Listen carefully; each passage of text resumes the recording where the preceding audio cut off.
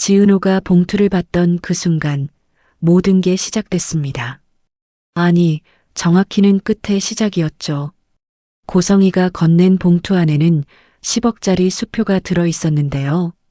지은호는 그걸 받으면서 이상하게도 슬프거나 분하지 않았습니다. 오히려 차갑게 식어가는 기분이었어요. 아, 이 사람은 정말 변하지 않는구나. 지은호는 그제야 확신했습니다. 고성이라는 사람은 평생 사람을 돈으로 계산하며 살아온 사람이고 앞으로도 그럴 거라는 거리요. 사람이 뭘 받았으면 값을 치러야 하는 게 인생이야.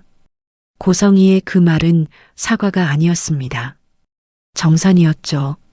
지은호는 봉투를 들고 나오면서 생각했습니다. 이 돈은 내 인생값이 아니라 고성이가 안심하려고 지불한 비용이구나. 지은호는 영리한 사람이었거든요. 만약 이 돈을 거절했다면 고성이는 더 경계했을 겁니다. 저 여자 뭔가 더 큰 걸 노리는구나라고 생각하면서요. 하지만 돈을 받으면 고성이는 안도합니다. 정리됐어. 이제 끝이야. 지은호는 바로 그 안도가 필요했던 겁니다. 왜냐고요? 고성이가 안심하는 순간부터 방심하기 시작하니까요. 그리고 지은호는 그 틈을 노리고 있었습니다. 지은호가 처음으로 찾아간 사람은 한우진이었습니다. 한우진은 고성이의 아들이었는데 오랫동안 몸이 아파서 엄마의 통제 속에서 살아왔던 사람이었어요. 그런데 최근 건강이 많이 좋아졌다고 하더라고요. 지은호는 한우진을 만나자마자 바로 말했습니다. 이 돈, 내 인생이랑 바꾸지 말자.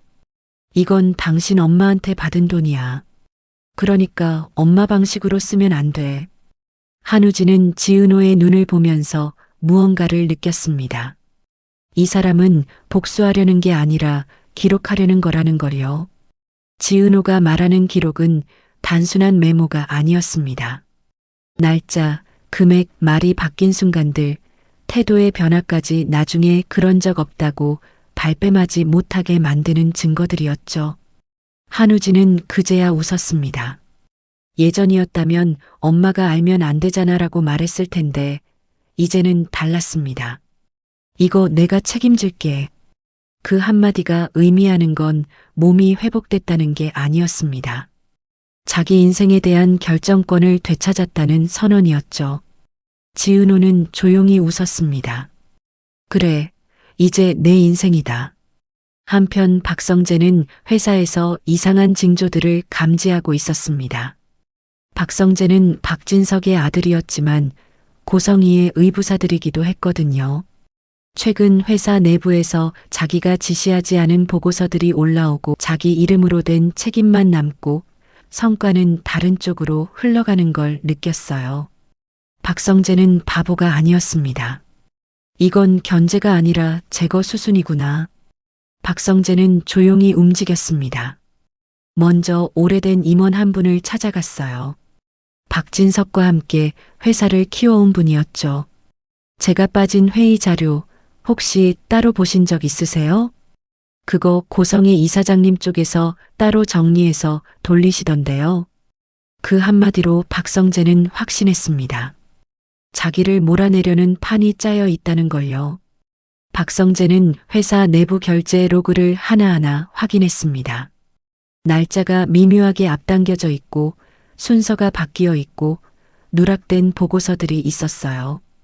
이건 실수가 아니라 의도였습니다. 박성재는 혼잣말로 중얼거렸습니다. 이 정도면 나를 아예 회사에서 없애려는 거네.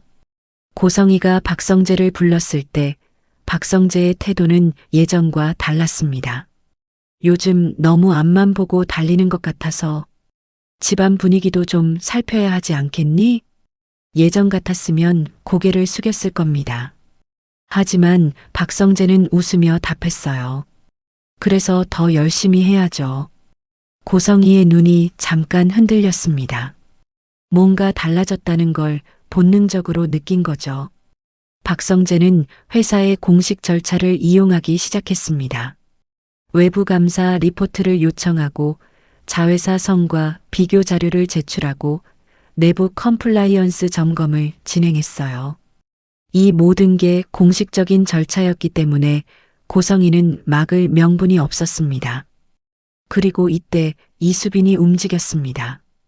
이수빈은 이 지역의 여동생으로 패션 크리에이터였는데요. 박성재가 지금 혼자 싸우고 있다는 걸 직감적으로 알아챘어요.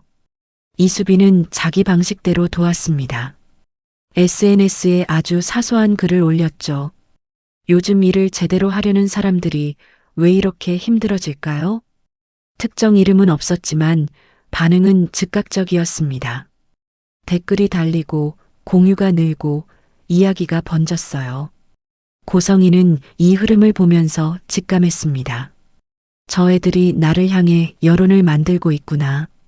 박성재는 우연처럼 한우진과 관련된 자료를 하나 발견했습니다. 병원비, 비공개 처리된 지원금, 이상한 자금 흐름들. 박성재는 이게 단순한 치료비가 아니라는 걸 본능적으로 느꼈어요. 그리고 퍼즐 하나가 맞춰졌습니다. 고성이가 한우진을 지나치게 감싸는 이유가 뭔가 있구나. 한편 박영란은 조용히 자기만의 탈출구를 만들고 있었습니다. 박영란은 고성이의 딸이자 화가였는데 평생 엄마의 통제 속에서 살아왔던 사람이었어요. 그런데 이번에는 달랐습니다.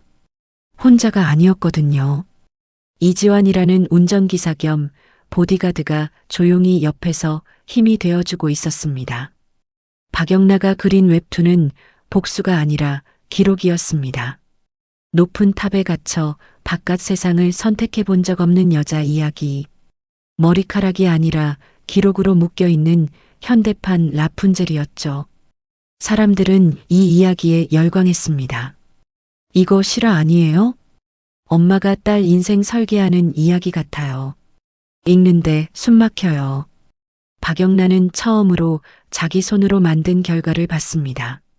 누군가가 자기 이야기에 공감한다는 사실을요. 이지환은 한 발 뒤에서 조용히 말했습니다.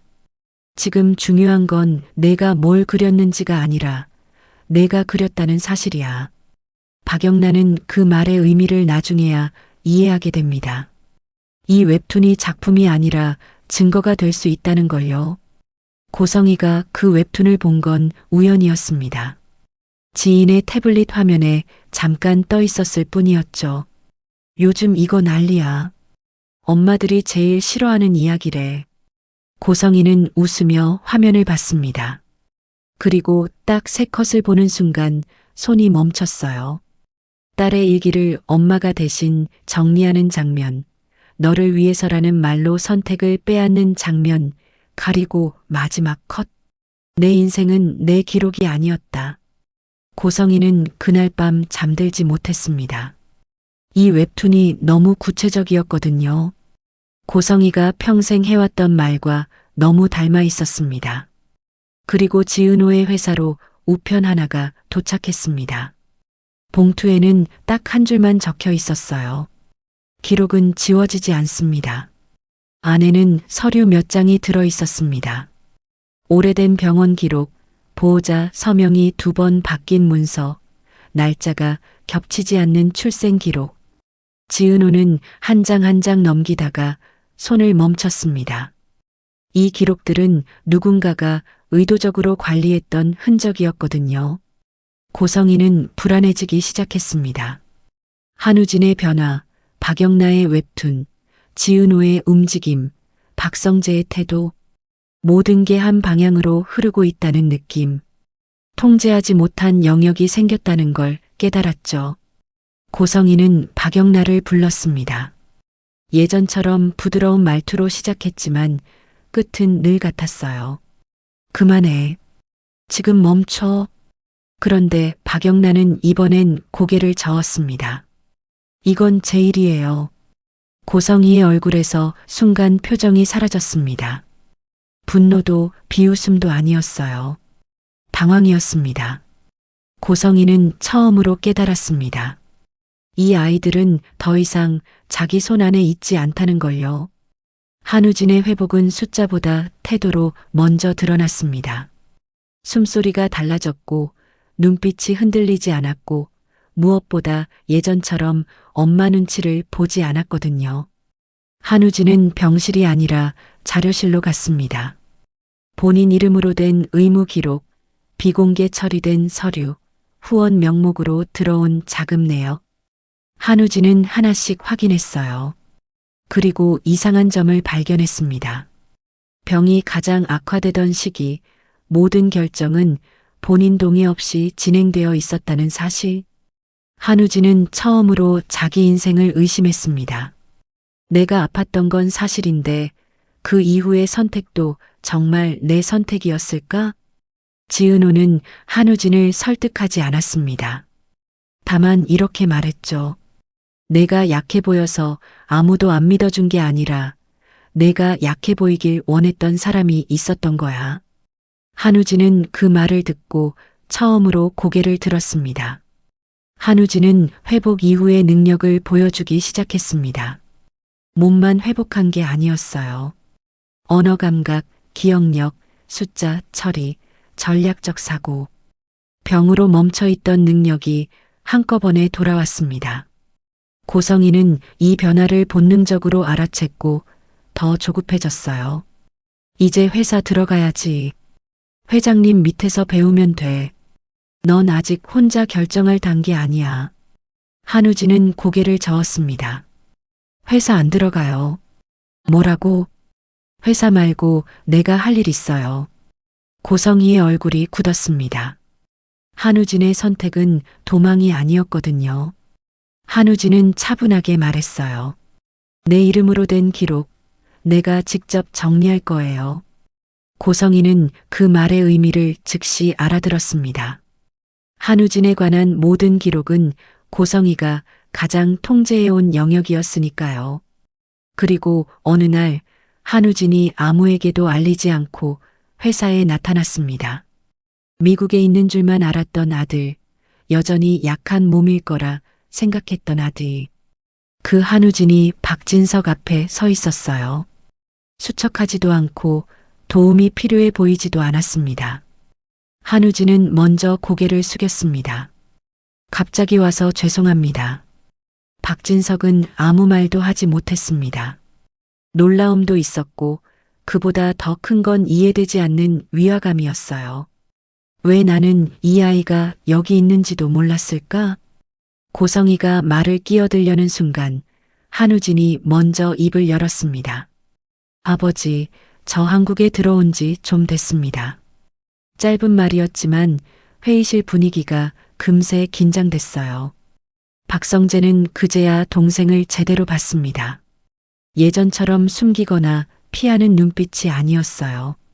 스스로 선택한 얼굴이었습니다. 우진아, 그 얘긴 지금 할 필요가. 엄마, 오늘은 제가 말씀드릴게요. 목소리는 높지 않았지만 단호했습니다. 이 한마디로 고성이는 깨달았어요. 이 아이는 더 이상 자기 손안의 변수가 아니라는 걸요. 한우진은 박진석을 바라보고 말했습니다. 이 회사에 들어올 생각은 없습니다. 아들이라는 이유로든 누군가가 제 인생을 대신 결정하는 건 이제 그만두려고 합니다. 박진석은 잠시 침묵하다가 물었습니다. 그럼 앞으로 어떻게 살겠다는 거냐? 한우진은 숨을 고르고 대답했어요. 저도 모르게 제 인생이 관리되고 있었다는 걸 최근에 알았습니다. 이 말은 고백도 통보도 아니었습니다. 하지만 고성이에게는 심장이 철렁 내려앉는 말이었어요. 그래서 이제부터는 제 이름으로 결정된 일들에 대해 제가 직접 확인하려고 합니다. 간이식도 치료도 누가 무엇을 숨겼는지에 대해서는 한마디도 하지 않았습니다. 그런데도 고성이는 느꼈어요. 이 아이는 이미 어디까지 알고 있다는 걸요. 박성재가 조심스럽게 물었습니다. 몸은 괜찮은 거야? 한우진은 짧게 웃었습니다. 걱정하실 정도는 아닙니다. 그 웃음이 고성이를 더 불안하게 만들었습니다. 예전처럼 약한 아이가 아니었거든요. 박진석은 한참 한우진을 바라보다가 천천히 말했습니다. 그래, 내 인생이다. 짧은 말이었지만 이 말은 고성희에게는 선고처럼 들렸습니다. 한우진은 다시 고개를 숙였습니다. 미리 말씀드리고 싶었습니다. 앞으로 제 일은 제가 직접 설명드리겠습니다. 이 말의 의미를 그 자리에 있던 사람들 중 제대로 알아들은 건 고성희 혼자였습니다. 한우진이 자리를 떠난 뒤 회의실에는 묘한 침묵이 남았어요. 박진석의 머릿속에는 의문 하나가 맴돌았습니다. 나는 우진이에 대해 얼마나 알고 있었던 걸까? 박성재는 직감했죠. 이제부터 가족 안의 균형이 완전히 달라질 거라는 거리요. 그리고 고성희는 아무 말도 하지 못한 채 혼자 생각했습니다. 저 아이가 언제 입을 열까? 아니, 이미 어디까지 알고 있을까? 고성희가 가장 두려워하는 건 폭로가 아니었습니다. 통제가 안 되는 상태 그 자체였어요. 한우진은 몸과 판단력을 되찾았고 박성재는 회사 안에서 증거를 모으고 있고 지은호는 기록을 확보했고 박영란은 자기 이야기를 세상에 내놓았습니다. 이건 아이들의 반항이 아니라 탈출이었습니다. 그리고 그 탈출은 이미 시작됐습니다. 고성희의 세계는 아주 천천히 하지만 확실하게 무너지고 있었습니다. 이제 남은 건 하나였습니다. 고성희가 평생 숨겨왔던 것들이 박진석 앞에서 드러나는 순간, 그 순간이 오면 모든 게 끝날 겁니다. 아니, 시작될지도 모르죠. 진짜 화려한 날들이 말입니다.